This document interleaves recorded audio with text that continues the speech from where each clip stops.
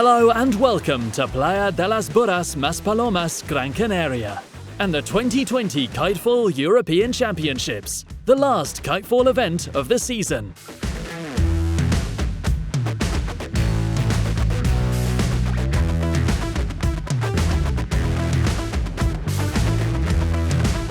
COVID-19 has made it very difficult for the global community, and international competition has not been exempt. Huge efforts have been made by event organisers, local and federal governments, class organisers and competitors, demonstrating a great display of cooperative strength and community in order to continue to run events in these difficult times and ending the most difficult year of international sports on a high.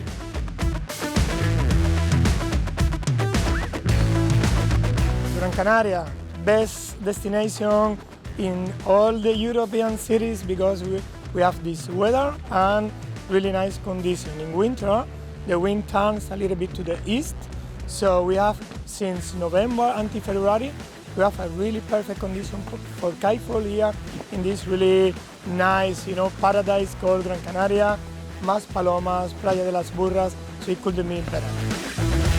Bueno, es muy importante, ¿no? En la situación que está el mundo, Canarias, demostrar un destino seguro turísticamente y para el deporte es muy importante, ya que somos una comunidad ahora muy importante donde no hay COVID prácticamente y tenemos que disfrutar y aprovechar las condiciones climatológicas que tenemos para poder practicar deporte de forma segura.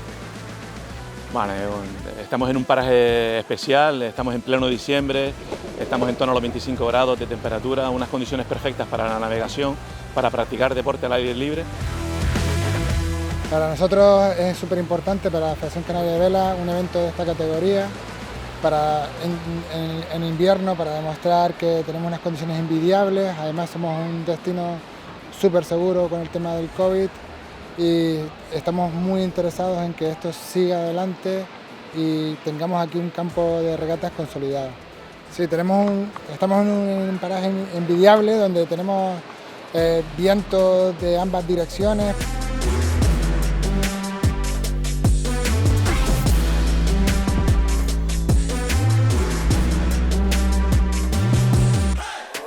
Everyone was awaiting this highly anticipated event. During 2020, not many events have been able to take place, so the 2020 KiteFoil European Championships was the last chance for every athlete to compete. After months of training, it was time for everyone to see where they stand against the competition. Around 60 riders from 15 countries could not miss this chance, which proves that foil racing continues to grow. Yeah, it's super important that we're still able to get out here and race even in these tough times. I mean, I personally have been at home training and not being able to compete for a while, but yeah, I think it's super important that we keep going, and as long as we keep it safe and responsible, yeah, keep moving forward. Seeing 60 competitors out here in 2020, it's a great sign moving forward. I think things are just going to slowly get easier and easier, so next year should be a great year with even bigger turnout than we've had in previous years. You always have to find your space in the race, but besides that, I really like it. It's a different thing, racing with just a women's fleet. Like in Poland, we were like 30 girls. Now we are 60, and it's a really different thing. But I think it's good to get the experience of that as well. And at the end, like it's an overall rider, right? You need to be good at any conditions and any race.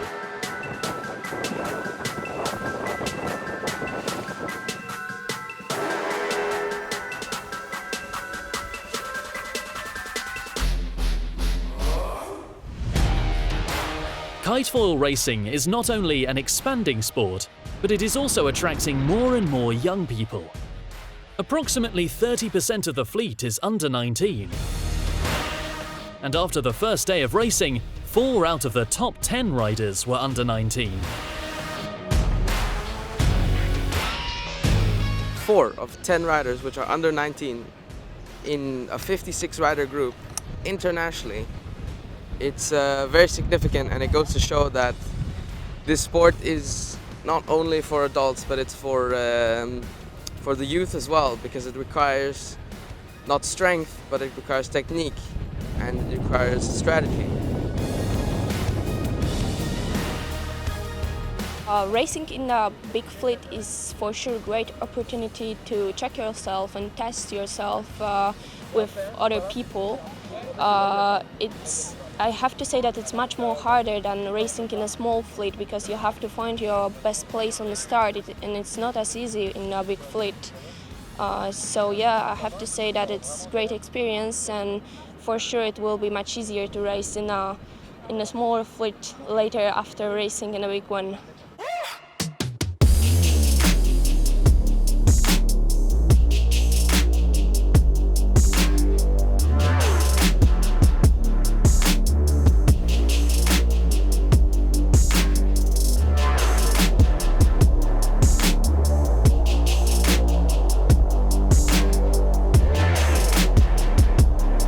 So let's find out what happened in the last event of the season.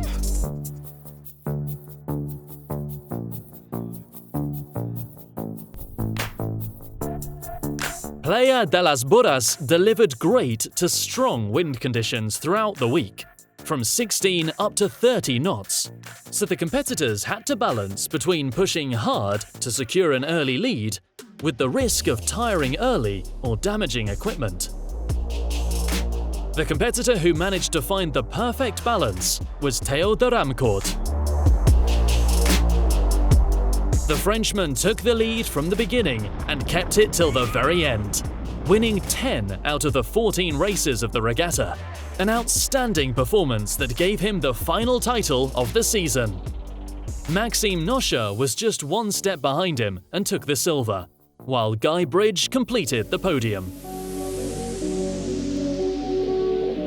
I had a lot of fun. I'm super happy about my performance. I felt really good with my equipment. I loved the conditions, and yeah, I didn't do huge mistakes. I raced smart, and yeah, I did the job. I'm super happy.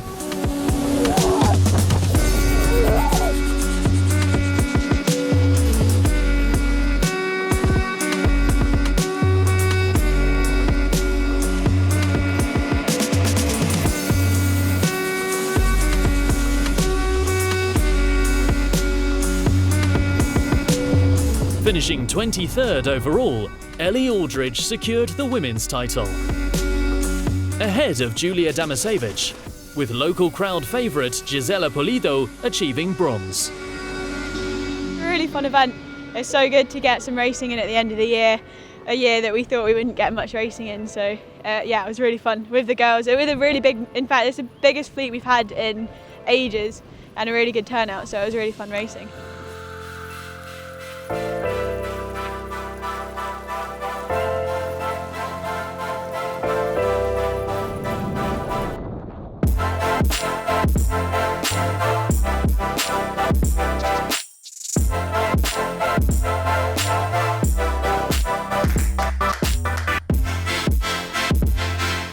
In the under-19 category, it was another Frenchman who placed first, Arthur Les, at the same time finishing 7th overall.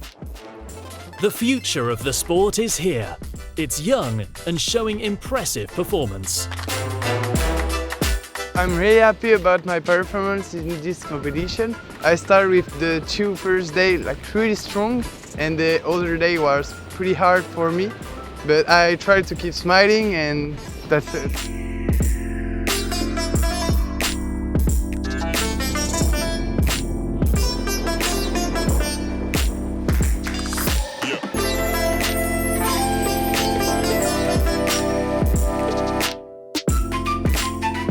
This was a great way to end the season for everyone.